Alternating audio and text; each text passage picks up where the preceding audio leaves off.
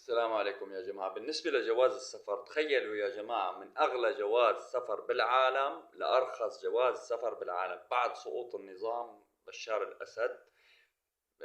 بعد سقوط النظام بيومين أو ثلاثة، صار له 3 أيام ساقط النظام.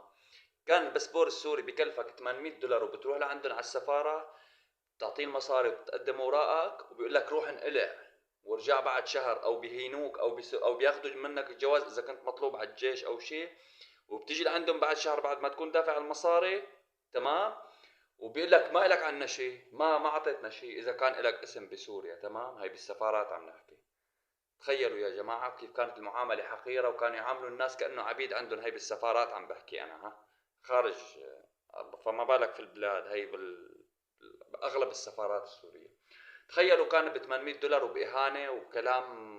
طريقة المعاملة كانت كأنه عم يعاملوا عبيد. فهلا الحمد لله رب العالمين، والله اتصلت أول امبارح على السفارة، قالوا لي ب 800 دولار.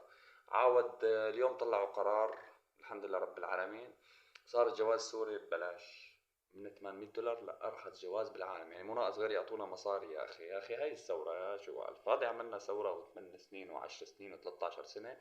الحمد لله رب العالمين، طبعا مبسوطين نحن بهذا الشيء، وإن شاء الله من دا يعني تتحسن الأوضاع شوي إلى دمشق بإذن الله. السلام عليكم.